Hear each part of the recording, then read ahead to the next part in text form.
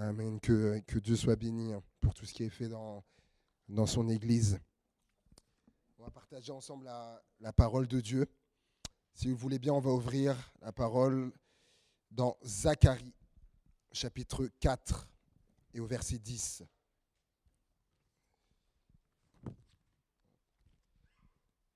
Zacharie, chapitre 4, verset 10.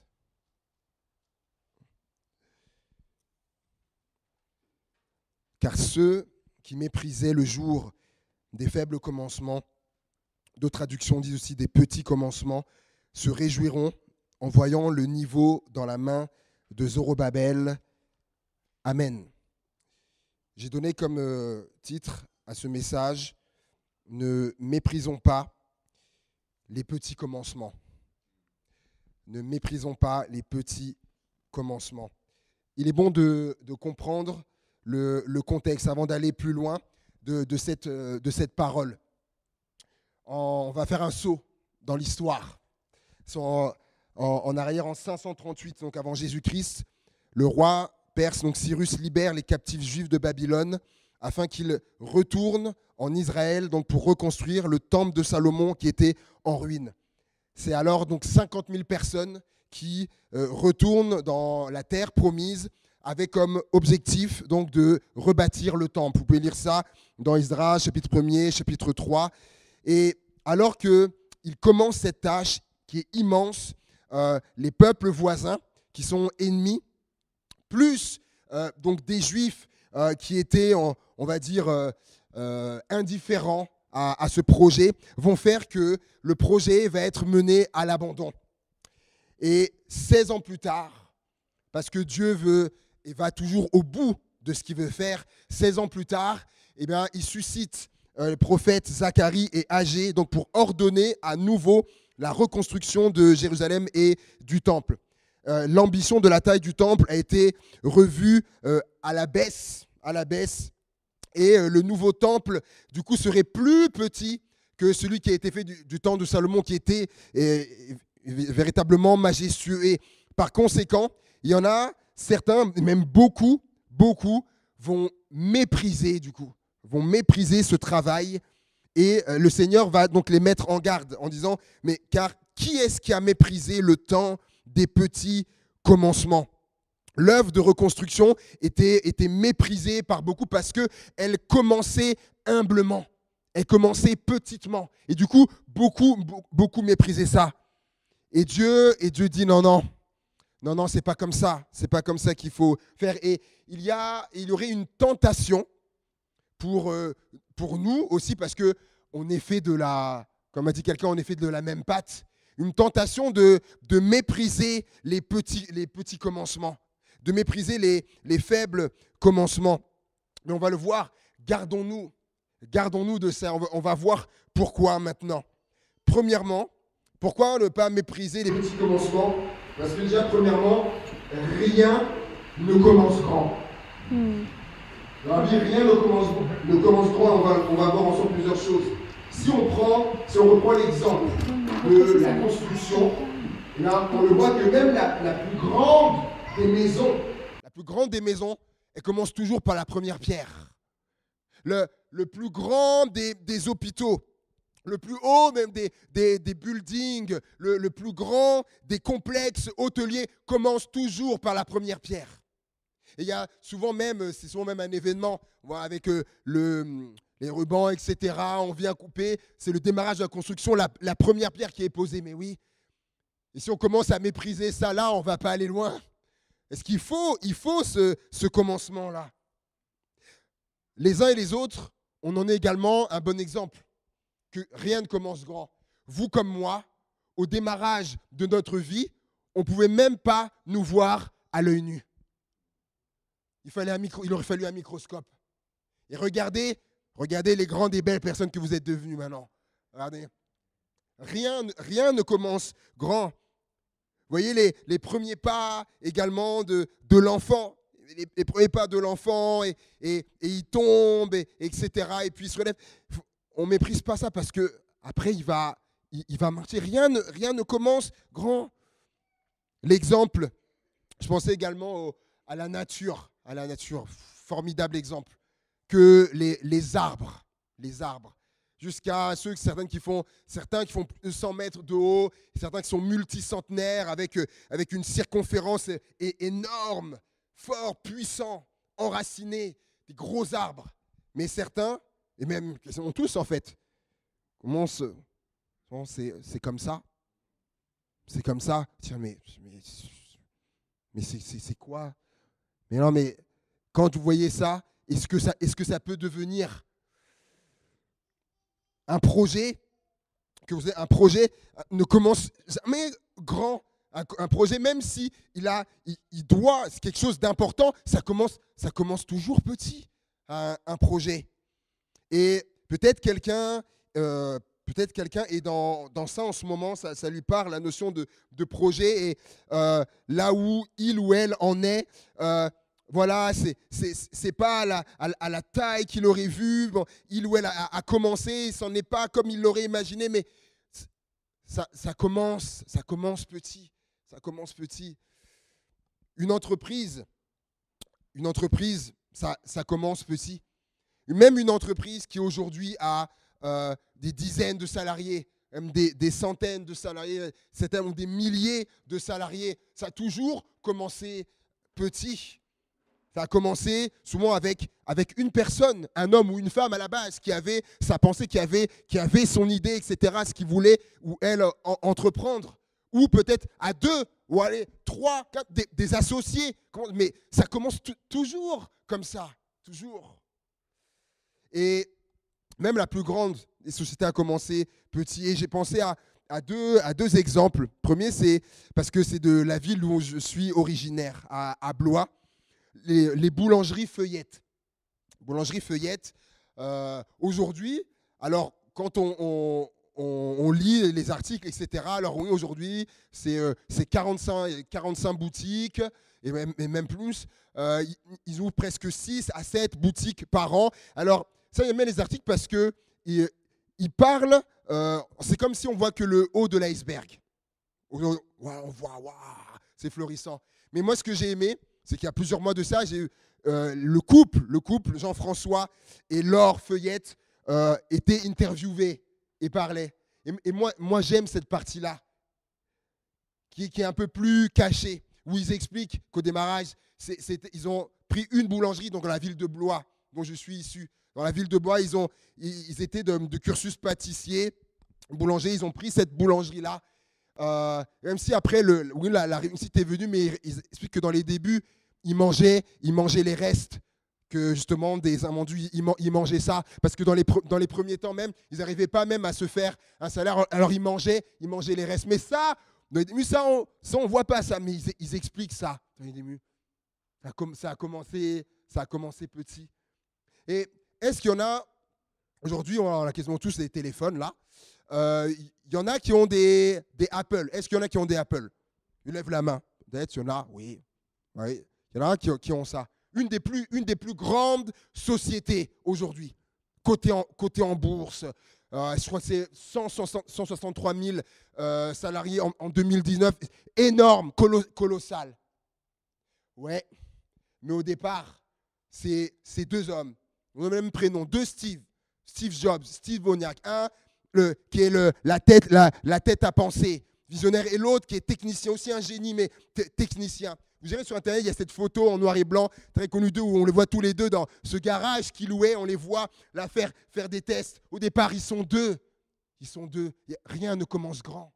Rien. Et par exemple, dans notre service pour Dieu, dans notre appel, c'est la même chose. Ça démarre petit. Ça démarre petit. Et on va le voir, ceux qui nous ont précédés n'ont pas fait exception à ça. Si je prends le cas de Joseph. Joseph était esclave près de Potiphar. Et puis après, même comme un gardien de prison, avant de devenir le bras droit de Pharaon, Joseph était d'abord esclave. Si je prends l'exemple de Josué, avant d'être le conducteur de la nation d'Israël, de les faire rentrer dans le pays promis, Josué était aux côtés de Moïse Il était juste aux côtés de Moïse, en train de le regarder et d'apprendre de lui. On le voit notamment à un moment donné là dans la tente, il est là, mais ça commence toujours comme ça. Si on prend l'exemple de Samuel en plus à ce moment-là, enfant, petit, il est au service d'Élie dans le temple. Ça a commencé comme ça, avant que lui-même devienne le grand prophète d'Israël. Samuel a commencé comme ça. David jouait de la harpe pour apaiser Saül. Oui, dans la cour du roi, il jouait de la harpe pour apaiser Saül avant de lui succéder au trône. Il jouait de la harpe. Et puis même aussi accessoirement, il gardait encore aussi les brebis. Élisée, prophète Élisée, il mettait de l'eau. Imaginez ça. Il versait l'eau sur les mains du prophète Élie.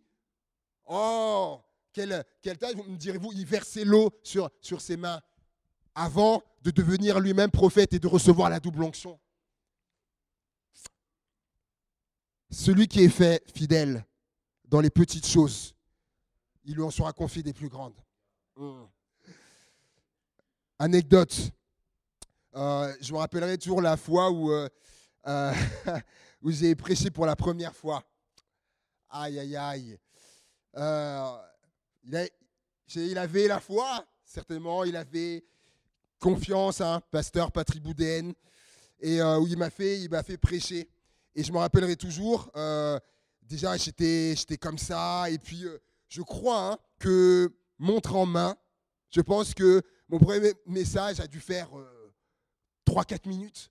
Et pour des heures de préparation, pendant des heures, plusieurs jours à préparer. Et quand j'arrivais à la fin, j'ai dit mais comment. Et je me rappellerai quand je suis redescendu et après en y pensant j'étais là. Et mais qu'est-ce que ça va devenir tout ça. J'étais là et je me rappellerai toujours. Un jour il m'a dit, tu sais David, dit avant qu'il y ait une 1000e prédication, il faut qu'il y en ait une première. Et jusqu'à aujourd'hui, c'est quelque chose qui est là, qui est gravé en moi, cette parole-là. Et il n'a pas méprisé les faibles commencements, mes petits commencements. Juste à cet exemple, parce que j'ai aussi ma femme qui est tout devant. Lorsque nous étions à Nantes, on n'était pas encore fiancés. Et vous savez, quand on se fréquente, c'est les débuts, on passe de longues heures au téléphone. On passe du temps au téléphone, on parle les aspirations, etc., les désirs, les souhaits, les rêves, voilà, tout ça.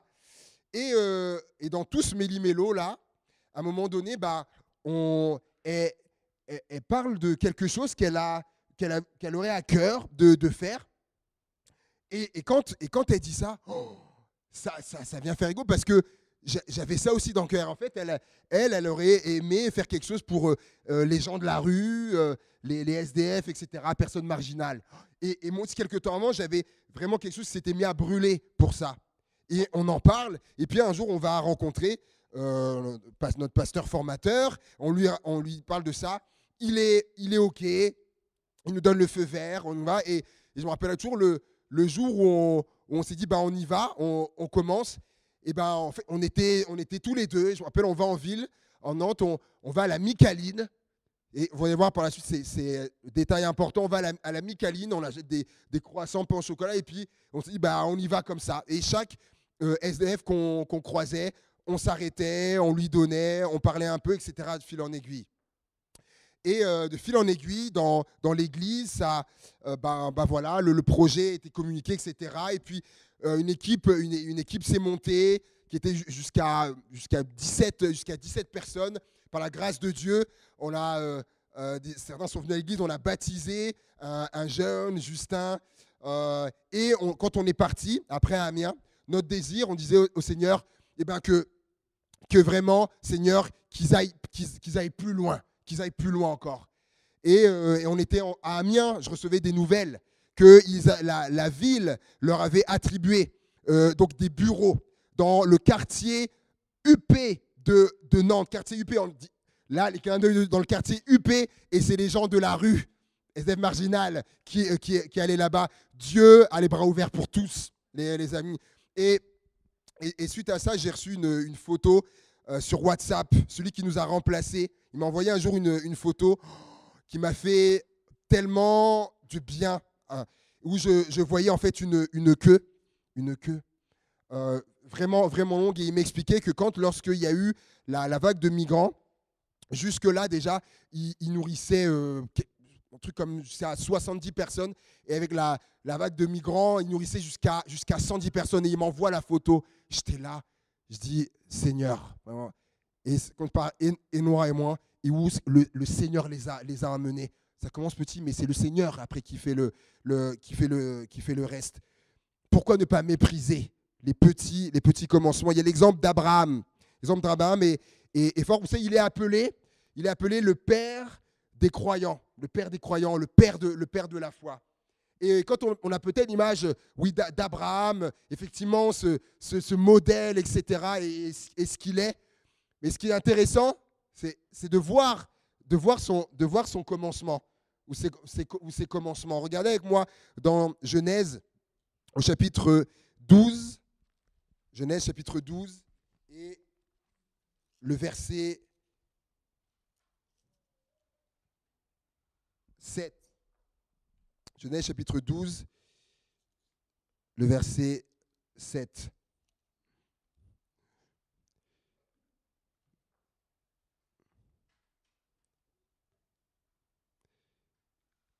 L'Éternel a apparu. Oui, c'est ça. Verset 7.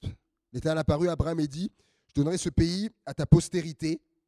Et Abraham bâtit là un autel à l'Éternel qui lui était apparu. Et lorsqu'on va au verset 10, il y eut une famine dans le pays. Abraham descendit en Égypte pour y séjourner, car la famine était grande dans le pays. Comme il était prêt d'entrer en Égypte, il dit à Sarai, sa femme, voici, je sais que tu es une femme belle de figure. Quand les Égyptiens te verront, ils diront, c'est sa femme, et ils me tueront. Ouais, il est appelé le père de la foi. Mais regardez là, ils me tueront et te laisseront la vie. Là, sa foi, elle est quelque peu, un peu branlante. Dis, je te prie que tu es ma sœur, afin que je sois bien traité à cause de toi et que mon âme vive grâce à toi. Lorsqu'Abraham fut arrivé en Égypte, les Égyptiens virent que la femme était fort belle. Les grands de Pharaon la virent aussi et la vantèrent à Pharaon. Et la femme fut emmenée dans la maison de Pharaon. Il traita bien Abraham à cause d'elle. Et Abraham reçut des brebis, des bœufs, des ânes, des serviteurs et des servants, des ânesses et des chameaux. Mais, il y a un mais l'Éternel frappa de grandes plaies Pharaon et sa maison au sujet de Sarai, femme d'Abraham. Alors Pharaon appela Abraham et dit, qu'est-ce que tu m'as fait? Pourquoi ne m'as-tu pas déclaré que c'est ta femme? Pourquoi as-tu dit, c'est ma sœur aussi, l'ai-je prise pour ma femme? Maintenant, voici ta femme, prends-la et va-t'en.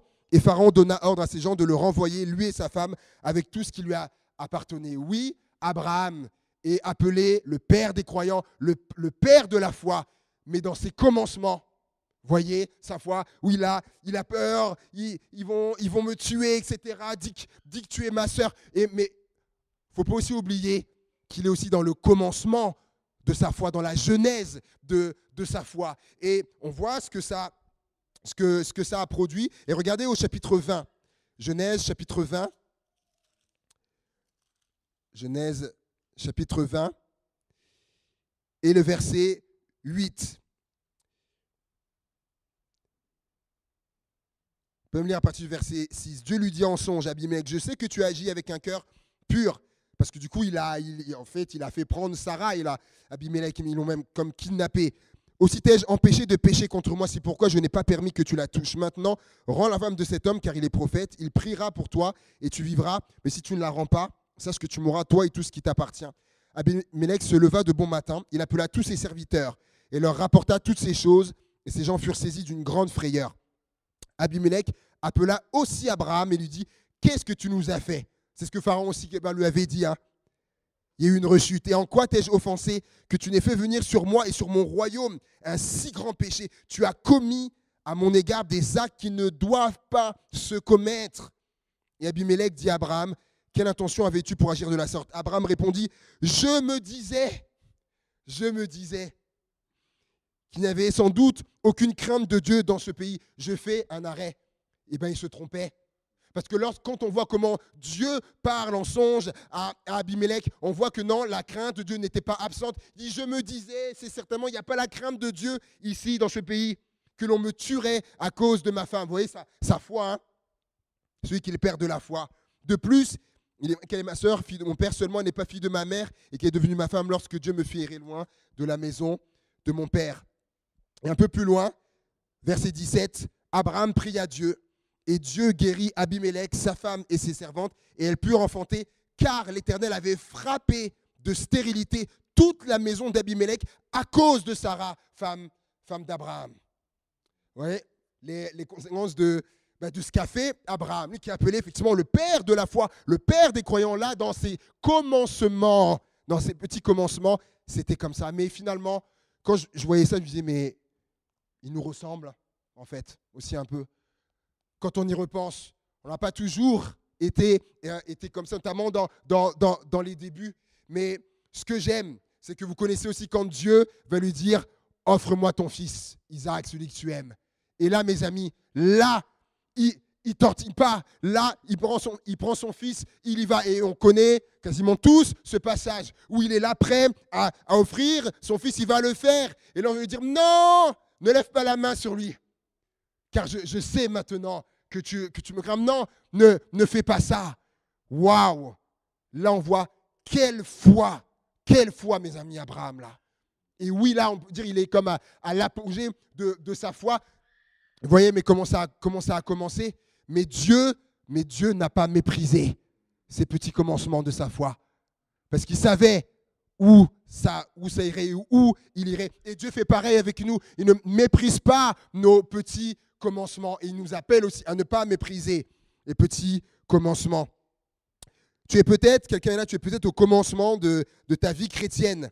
Et peut-être tu as l'impression que ta foi, elle est petite. Tu as l'impression que ta foi, elle est petite. Peut-être que tu regardes les autres, tu compares à d'autres, peut-être. Je vais te dire, déjà, la comparaison ne sert à rien. Ne te compare pas, ça ne sert à rien. Mais tu as peut-être l'impression que ta foi, elle est petite. J'aimerais te dire, ne la méprise pas. Ne méprise pas cette foi. Ne méprise pas peut-être ce petit commencement. Parce que comme a dit quelqu'un, vaut mieux une petite foi que pas de foi du tout. Vaut mieux une petite foi que pas de foi du tout. Et pourquoi même vaut mieux une petite foi? Parce que Jésus a donné cette image que la foi peut être comme un grain de sénévé. La plus petite, et selon c'est tout petit, c'est vraiment minuscule. Mais Jésus dit, mais lorsqu'elle est mise en terre et qu'après elle pousse, elle devient un arbre. Elle devient un arbre dans lequel les oiseaux viennent s'abriter.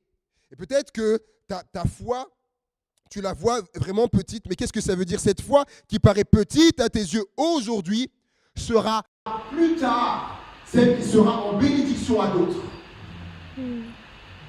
Pour quelqu'un d'autre, tu vois des petits commencements au niveau de la foi de ton conjoint, des petits commencements au niveau de la foi de ta conjointe, des petits commencements au niveau de la foi de ton fils, de ta fille, de ton parent. Et j'aimerais te dire, ne les méprise pas ces petits commencements-là. Parce que je crois aussi qu'il est bon de se rappeler comment nous on était au commencement. Je crois que c'est pas mal parce qu'on on est oublieux, hein, le temps passe, les années elles passent, et de se remémorer ça, dire ah oui, peut-être ça peut remettre un peu les choses à l'équilibre. Et cette autre chose, pourquoi ne méprise pas peut-être ce petit commencement de foi que tu vois en eux il y a quelques jours. Je voyais sur les réseaux sociaux parce que des fois je mets des pensées, des choses, et il y a la maman d'un jeune d'Amiens, d'où on vient, du groupe de jeunes, un jeune qui était venu à la foi, qui s'était converti. Et au mariage, on avait vu sa maman, ses parents, pas chrétiens, pas chrétiens.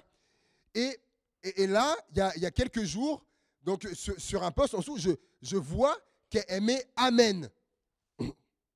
Alors, je relis je repense à cette dame, elle met Amen. Alors, ça peut paraître rien, un Amen, mais vous savez tout ce que ça veut dire quand on dit Amen à quelque chose. Et je lui dis, mais cette dame qui n'était pas dans la foi. On ne sait pas ce qui s'est passé là. Mais là, je me suis dit, tiens, là, il y a un petit quelque chose qui est là.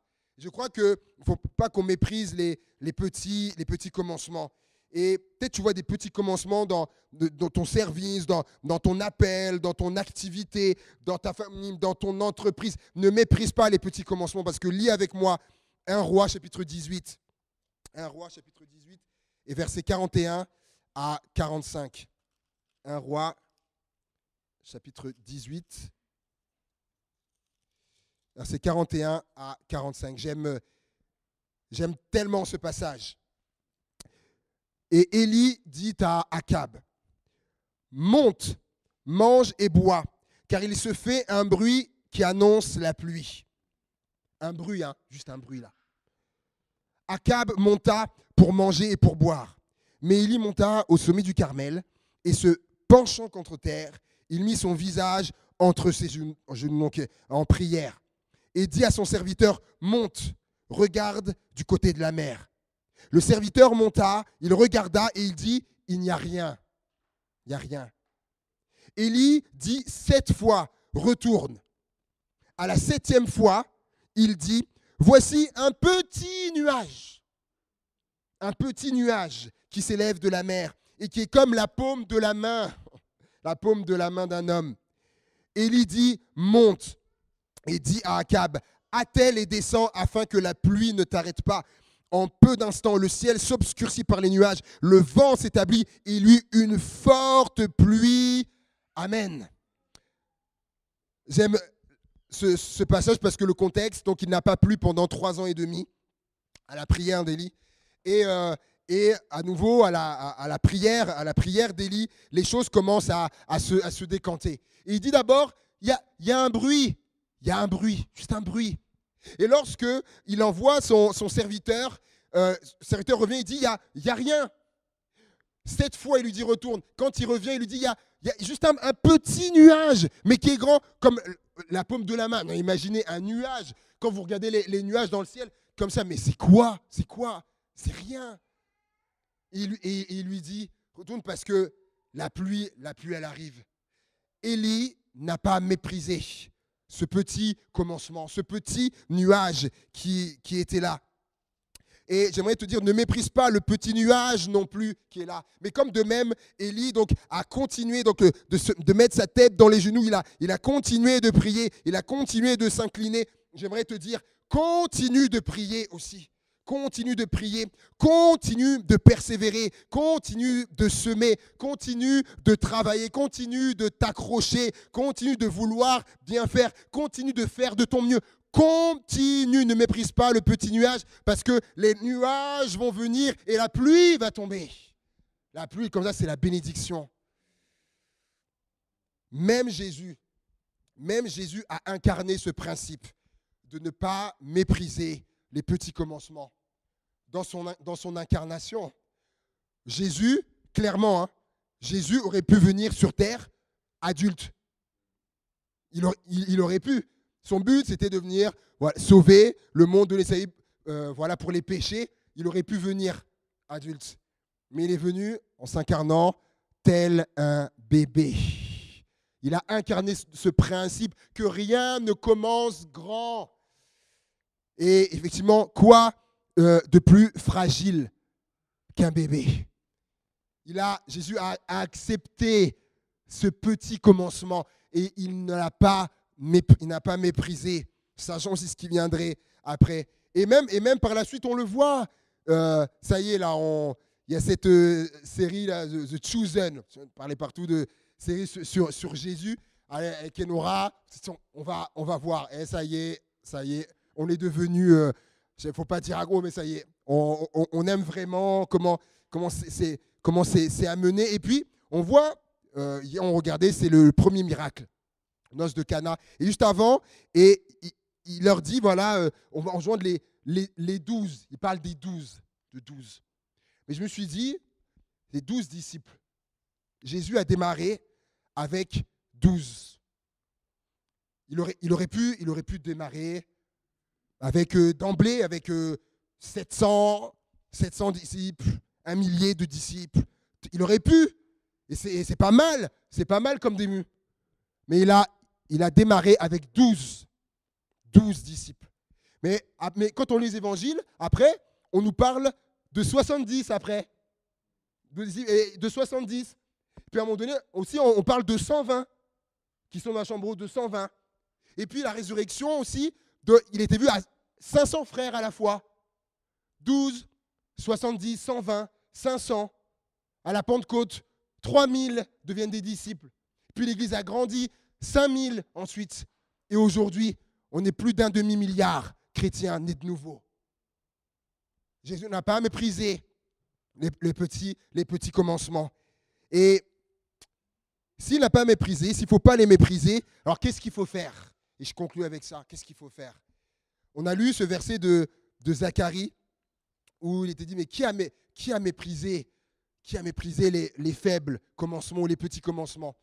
La version Semeur de ce passage-là, la version Semeur dit, qui donc méprisait le temps des petits commencements? Ils auraient plutôt dû se réjouir. Ils auraient plutôt dû se réjouir en voyant la pierre choisie dans la main de Zorobabel. Ils auraient plutôt dû se réjouir. En fait, c'est ça. S'il ne faut pas mépriser les petits commencements, qu'est-ce qu'il faut faire? Il faut se réjouir. Il faut se réjouir des petits commencements. Et j'aimerais te dire, réjouis-toi des petits commencements. Peut-être que tu vois, je ne sais pas dans quel domaine, j'en ai cité plusieurs. Réjouis-toi de ces petits commencements-là. Réjouissons-nous des petits commencements. Parce que Dieu se charge de la suite selon son plan. Amen. Est-ce qu'on peut ensemble prier le Seigneur? Alléluia, Seigneur Jésus. Seigneur, merci. Merci pour ta parole qui est efficace, plus tranchante qu'une épée à double tranchant. Séparant jointure et moelle, âme et esprit, qui vient vraiment nous percuter, Seigneur Jésus, qui vient nous rencontrer dans nos besoins, dans nos questionnements, dans les étapes dans lesquelles nous sommes, dans aussi les problématiques, Seigneur Jésus. Et elle atteint toujours son but, Seigneur Jésus. Et on veut vraiment, conformément à ta parole, Seigneur, ne pas mépriser les faibles, les petits commencements, Seigneur Jésus. Non, Seigneur, mais on veut vraiment se réjouir de cela. Parce que rien ne commence grand, Seigneur Jésus. Que tu puisses vraiment inscrire cette parole dans nos cœurs, graver cette parole dans nos cœurs. Peut-être quelqu'un, je ne sais pas, qui avait peut-être besoin d'entendre, qu'il puisse la prendre et que ce soit comme un leitmotiv, voilà, qu'il est dans la suite, à chaque pas, à chaque jour qu'il fait, Seigneur Jésus, dans ce que tu as placé en lui, en elle, ou également dans ses aspirations, Seigneur Jésus. On est là devant toi, on regarde à toi, nos yeux sont fixés sur toi, parce qu'on croit que tu as le meilleur pour chacun d'entre nous. Tu es celui, mon Dieu, qui nous apprend. Tu es le pédagogue, tu es notre rabbi, notre maître, notre enseignant, Seigneur Jésus. Et nous sommes à ton école. Seigneur, merci de nous faire encore grandir et croître dans ta connaissance, mon Dieu. Et tout ça pour ta gloire, dans le nom de Jésus. Amen. Amen, amen, amen. Et juste, est-ce qu'on peut applaudir le Seigneur qui commence comme ça, qui fait ces choses dans nos vies? Alléluia. Amen. Que le nom du Seigneur soit glorifié. Amen. Que Dieu vous bénisse. Serrons ces choses dans notre cœur. Amen. Et qu'elle porte aussi le fruit. Que Dieu vous raccompagne dans sa paix. Passez un bon dimanche. Famille, couple, peu importe. Et que vraiment sa grâce demeure sur vous. Avec cette nouvelle semaine aussi qui démarre. Soyez bénis.